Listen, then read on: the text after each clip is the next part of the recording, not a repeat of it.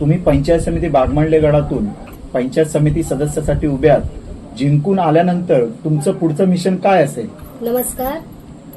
तर आम्ही 5 दिवस गावोगावी प्रचाराला फिरतोय, तर गावात जायला रस्ते नाही आहेत. गावची लोक असून गावात राहायला घर नाही, त्यांना भाड्याने राहावं लागतंय. प्यायला पाणी नाहीये, तर पाणी नसल्यामुळे लोक गावं सोडून मुंबईला जाऊन राहत आहेत. लोकांच्या ज्या समस्या आहेत त्या आम्ही सोडवणार. जे घरं त्यांची घरकुलामधून का होईना घरं आम्ही करून देऊ. आणि ज्या आया बहिणी रडतायत पैशांसाठी, त्यांचं कोणी नाहीये, मुलं बालं नवरा कोणी नाहीये, त्या रडतात. आम्ही मतदानासाठी आता भेटायला जातो घरोघरी, तर रडतायत. तर नक्की त्यांना सरकारकडून पैशाची सोय करून देणार. मॅडम, तुम्ही सांगितल्याप्रमाणे की 5 दिवस तुम्ही गावोगावी फिरताय, तर 5 दिवस गावोगावी फिरत असताना तुम्हाला मतदारांकडून काय म्हणणं, काय मतदारांचं म्हणणं काय समोर येते तुमच्यापर्यंत?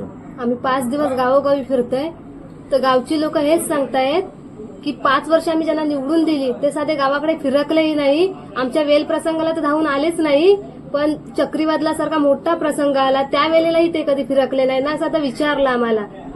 आम्ही पावसामध्ये राहत होतो, मोडक्या घरात राहत होतो, पण त्यांनी कधी विचारलं सुद्धा नाही. म्हणून मी तुम्हाला विनंती करते, तुमचं मतदान लाख मोलाचं मतदान कोणाला विकू नका आणि पैशाला बली पडू नका, खोट्या आश्वासनाने बली पडू नका. तुमची जी काही कामे आहेत ते आम्ही करू. वेल प्रसंगही तुमच्या धावू नाही येऊ. मला एक संधी द्या समाजसेवा करायची. मी काय राजकारणी नाही आहे. मी आज पुढे पाऊल टाकलंय ते तुमच्या आपल्या महिलांचे प्रश्न सोडवण्यासाठी, समाज सुधारण्यासाठी. ज्या आपल्या आया बहिणी रडतायत घरासाठी, पाण्यासाठी, ते प्रश्न सोडवण्यासाठी मला एक संधी द्या. मी तुमच्या पाठीशी नक्की आहे. तुमच्या वेल प्रसंगी नक्की धावून येईल. फक्त एक संधी द्या.